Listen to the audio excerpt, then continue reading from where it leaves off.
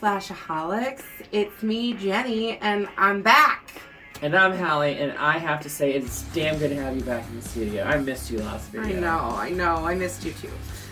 It is really good to be back, Hallie. And again, sorry for the delay in filming, but it worked out really well for us because we get to release this video on Black Friday. We had some medical issues that popped up, but I'm getting everything taken care of, and I am good to go. It's all good. Just glad you're feeling better. You know. Me too.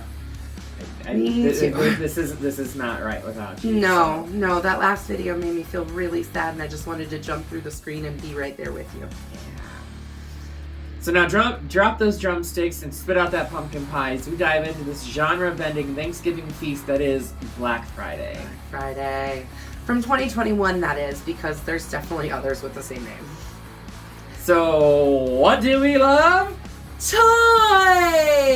That's right, we love toys. We love toys. We start off this fucked up sci-fi horror ride with a parasitic organism that attacks Walmart employee Monty as he prepares the store for its Black Friday sale. Monty mutates into some type of monster and attacks two more employees at the Walmart store. Yep. So because he has to work on Thanksgiving, Ken Bates, played by Devon Sawa. Love Devon Sawa. Love Devon Sawa. That man has had a piece of my heart since Idle Hands. Casper. Anyways. Because he has to work on Thanksgiving, Ken Bates, played by Devon Sawa, drops his daughters Lila and Gracie for dinner with their mother and her new husband Grant. Ken then picks up his nebbish co-worker Chris, and they drive to their late shift at We Love Toys. Yeah, because I want to work third shift at a fucking toy store. On Black Friday? Yeah, no, I'm thanks. good. I'm good. I've worked Black Friday retail before. It is not fun, folks. Yeah, I've worked plenty of Black Friday retails as well, and yeah, these people are nuts. While anxious shoppers assemble outside, Ken and Chris join co-workers Marnie, Brian, Archie, Ruth, Emmett, and Anita, and Bircher. And while that sounds like a lot of people, this is actually a very small cast. Yeah, and that's a really small amount of people to be running a store on Black Friday. Yeah, it really is. Which it does get mentioned by the manager that they're short-staffed. Yeah. They get ready to open up the store for Black Friday. Bircher accidentally locks himself outside trying to smoke a cigarette right before they open up and everything. And a possessed parasitic person. Shopper? Yeah, person? shopper. I think they are all shoppers. Yeah, I think they're all shoppers. Yeah. Mauls Bircher, causing him to transform into the creature himself. Yeah, the creature indeed. So, store manager Jonathan Wexler, played by the amazing Chin, Bruce Campbell. Yeah, he's so great. I mean, you can't go wrong with Bruce Campbell. He's like the redeeming quality. Him and Devon Sawa are the redeeming qualities. I don't know, Michael Jai White's pretty good at Yes, but he's just not in it for long enough. Anyways, let's continue on. He has all of his employees open the doors and shoppers start pouring in. But it gradually turns pretty violent as that parasite continues to mutate and spread through all the shoppers. Everyone eventually realizes that the shoppers are transforming into murderous creatures as they're attacked and forced to fight back. Possessed by a parasite, Emmett emits... they call it a tentacle. It looks like splooge. Come on. It's totally splooge. It's gross looking. White. It's stringy. It shoots out. Yeah. It's totally a splooge-worthy moment. For sure. But it kills Anita. Emmett turns into a creature before fleeing toward the store's Santa's Village display where the shoppers are gathering. Yeah, the shoppers are all gathering around Santa's Village, which is just weird. And, you know, we're talking about the creatures and the shoppers turning into creatures. One thing I have to say, the creature design for this film was pretty awesome. Well, I mean they look great. They're a fun and interesting take on infected people. Right. So, the main reason why that is, and I don't know, I don't think you knew this until today. I did not know this. It is done by the K from KNB, Robert Kurtzman. He was the head of the makeup effects for all of this. Yeah. So I mean, it makes sense why. Kudos to KNB. Incredible. It's definitely the highlight of the film. Oh yeah, hands down.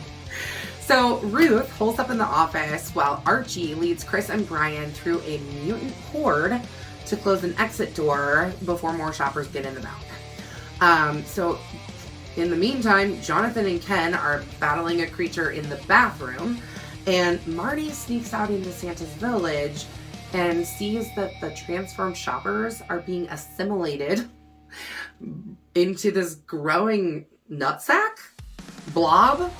I mean, anamorphous blob-like creature. Yes. Right. But it's totally disgusting. I would think it's a giant nutsack too, with the way it keeps splooging people. Yeah, and it's like this really weird, like pink color. It's interesting. That's for sure. It's something else. Let me tell you that. Once the exit door is secured, Jonathan, Ken, Chris, Marnie, Brian, Archie, and Ruth. Still a lot of people. It's a lot of people still, yeah. Regroup on the store floor, driven by possessed... Not for much longer, though. No. They start going off. Yeah, they start getting picked off here real fast. Driven by a possessed police officer, a speeding car crashes through the front window. The car runs over Ruth, who was excited to see the police in the first place. Mutating shoppers begin... She literally, is standing there at the door, or at the window, the front glass window, and she's like, "It's okay, the police are here," right before she gets rammed into by a police car. Yep. It's kind of funny. Mutating shoppers then begin pouring inside. After he rescues Chris, one of the monsters kills Archie. Mm-hmm.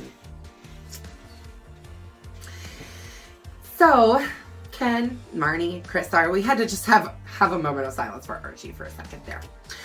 Ken, Marnie, Chris, Brian, and Jonathan barricade themselves into the storeroom, like the back dock area. And while talking about their various tenures, I think they each took their name tags off and said, I've been with the company for 10 years, or I've been with them for... I've loved toys for 10 years. I've loved toys for 20 years. Yep. So, the coworkers start to bond over sliced pieces of deli turkey meat. That's their Thanksgiving dinner. Yep. However, the group conversation turns pretty confrontational when Ken and Chris argue about their disappointing stations in life, and Marty calls Ken out on not having a real romance with her. A mutant breaches the storeroom. Ken gets bitten in the commotion, presuming he is now going to turn into an affected creature, whatever. An infected person. Right. Ken stays behind while Chris, Marnie, Jonathan, and Brian go to the loading dock to obtain a truck for escaping. With Chris unable to start the truck, he and the others fight off another mutant before making their way to the roof. He's just I feel bad for Chris because in his head he gets beat on by everybody. Everybody just makes fun of him so much. But also, there's this moment where he's sitting there in the semi and he's trying to get it started so that he can drive everybody out there and save everyone. And he's like, "Damn it, Dad was right, I don't know anything." But, you can just tell he has, one, just so much anxiety. Mm-hmm. And two, he has, just a constant stream of negative thoughts going constantly in his head. He was probably he was bullied, for sure. Oh, yeah, for sure, absolutely. And, you even see him being bullied by the manager, Brian. Yeah. Brian is the biggest jerk ever. He's not a manager, he's like the shift leader. Right. I think everyone has worked with someone similar to Brian. Maybe not as extreme, definitely. But I definitely worked with a Brian at many of the places that I've worked. Yep. There's one in every bunch. And they think they can run the world, I think. And that apple ruins the entire bunch. Exactly. So, meanwhile, the building actually catches on fire. And the main sack of blob continues to grow. It just keeps getting bigger. Yeah, and they keep adding stuff. They're congregating and they're adding toys and all kinds of things to this pile. But it keeps assimilating more and more people, and toys, and everything else until we get this... we get something interesting. It's a massive monster. It is something else. I mean, you just really need to see it to understand what's going on. Because by the end, it's almost Godzilla-like. It's taken up the entire store. Yeah. That's how big it gets. Yep. So they're up on the roof, and Jonathan sacrifices himself into the horde so that Chris and Marnie and Brian can escape back down to the ground. It's on the roof that we get some interesting news about what Brian did. Right. So Brian confesses that he was actually the one that bit Ken in the earlier commotion. So Ken is not actually infected. And the reason why he said he did it was because that he was holding everyone back because he was worthless. There was a bunch of insults thrown at him. Yeah, a lot of really mean insults that were not warranted to be thrown at Devon Sawa's character. No, because Devon Sawa, while he was... Yeah, Ken. Okay, yeah, he was Ken. His character was just trying to have fun. He'd been doing it for a while. He really wanted to just spend time with his daughters, but he was trying to lighten the mood and have fun with his coworkers. Yeah. That's all he was trying to do. Yep. It's really kind of sad how down on Ken they get towards the end. But having assimilated all the mutated shoppers, the massive monster breaks through the store's roof. Like we said, it gets as big as the store. Brian tries to confront the creature and lull it into a false sense of security. Yeah, it's like managerial experience. Yeah, he's like, it's okay, I'm a manager, blah, blah, blah. Yeah, no, I'm so glad that guy got eaten. Yeah, we didn't get eaten. He got smacked the fuck out by a tentacle. Yeah. A tentacle that was coming from... That creature at the end is just indescribable. Yeah. That's all I can say. Indescribable. It's literally a giant amorphous blob with like teeth, hair, eyeballs, multiple faces. Yeah, it's really gross. Anyways, so Ken rejoins Chris and Marnie outside, and they are, really, really excited to see him and know that he's not infected, thank God. But Ken decides to act as a distraction while Chris tricks the monster into swallowing a forklift. I don't think he necessarily swallowed it. I think it just kind of punctured him and pissed him off. Yeah, it definitely did not make him happy. Well, would you be happy if somebody stabbed you in the face with a fork? No. Exactly. No, it wouldn't feel very good. No. I don't imagine. No, it would not. So, it causes enough of an injury to the creature for it to collapse into the fire. And we see Ken, Chris, and Marnie escape in Ken's car.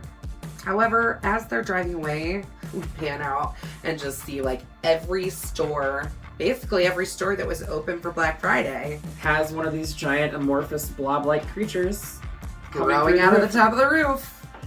And I guess we could say that's is this movie an apocalypse movie? So it's unclear what these parasitic organisms are trying to do. Yeah.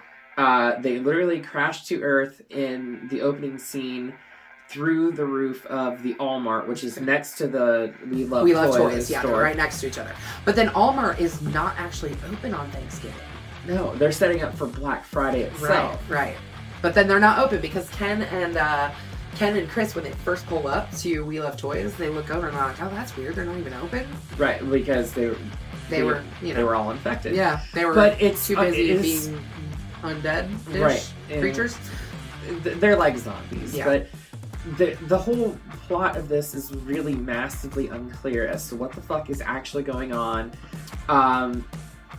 I honestly think that this is just a project that they saw and were like, we could have a lot of fun making this. Let's make it. I imagine that Bruce Campbell, Devon Sawa, Michael Jai White, I'm sure they just had an absolute blast filming this. And I'm sure Robert Kurtzman had a fucking blast making the prosthetics and everything like that. For sure. Having all of those cool, there's so many good people involved in this not so good film. Right. Well, the one We Love Toys employee that got infected, was the progression that he took throughout that film. Yeah, was wonderful. Yeah. It was really cool to watch him turn progressively. Right. And to see the one for We Love Toys, at least, the Super Karen who started it all. Oh yeah. To see her at the end, isn't that the one that Ken ends up fighting in the end. Yeah, like much, she's like the super Karen, basically. The grandma. Yeah. But yeah, I mean, it's just it's a really interesting. It's out there. Yeah. It's far out there. But that's how the movie ends, though, is that it's left ambiguous. They're driving away to go get, of all things, pancakes. Pancakes. That's all right. Okay, pancakes. I like pancakes. I like pancakes too. We eat pancakes at least once a week. Yeah, well, they haven't quite survived an apocalypse yet. They just survived the beginning. Right. So it's left up in the air as to whether there will be a sequel to this or not. But I honestly have to say that I hope they don't. I really hope they don't. I mean, it would be funny to watch. Unless let's face it, it's a funny film. It is funny. It is a fun watch. It's not a good movie, but there's some funny lines in it. I definitely laughed at a few different times. Oh yeah, definitely. There's a line where, so Brian, the manager, or the floor shift leader, is kind of being sacrificed because he's the fat one and he can't run as fast as the rest of them. And Bruce Campbell's character, Jonathan, turns around and looks at him and he's like, "Shut the fuck up, Juicy!"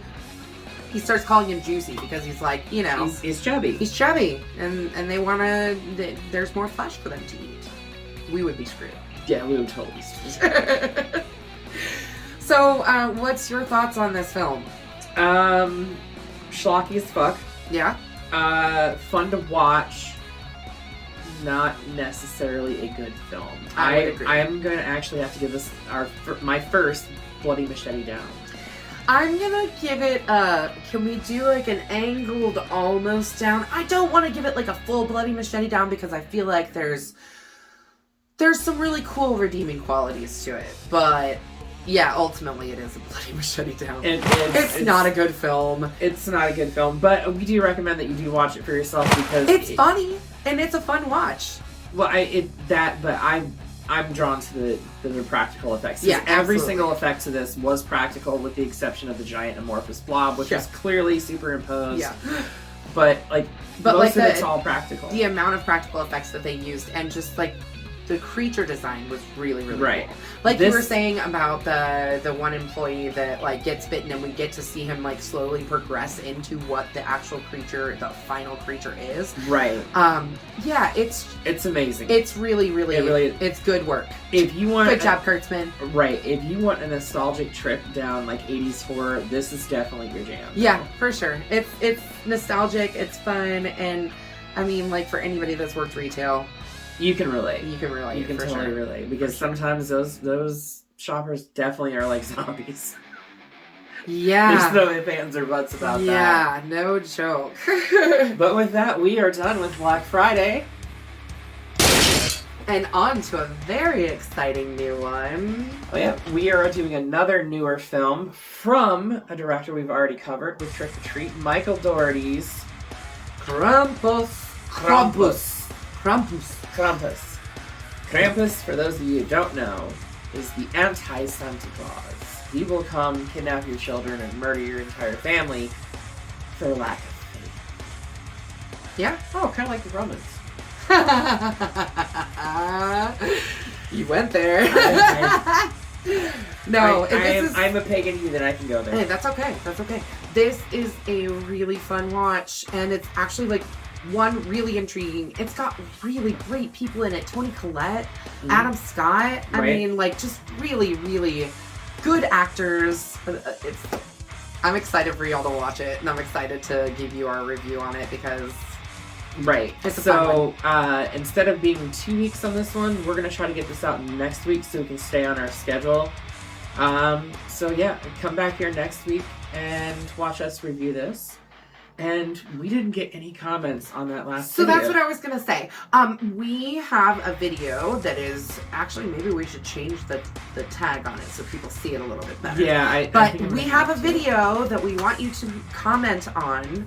If you make a comment on it, you get entered to win Mr. Ash Williams. We can finally give this away. We can finally give him away. To give it away. Yes, we do. We want to give him away to one of you lovely people. And so if you can go back and go to our last video, We'll pin it in the comments so that you know the video is there too. Just go onto that video and comment, and we will put your name in for the drawing. What we will do is for Krampus next week, everyone that has commented on that, we will actually go live in the video and announce, well, not live, but we'll do it announce during the winner. our video, yeah. We'll announce the winner during our review of Krampus. So we'll be able to give you our winner of Mr. Ash Williams next week. Absolutely. So make sure you get commenting on that video and make sure that you're subscribed for sure. Absolutely. Always subscribe. Slash that subscribe button. Stab the like button. Ringling that grave bell so you stay up to date on all of our videos. And we will see you all in the afterlife.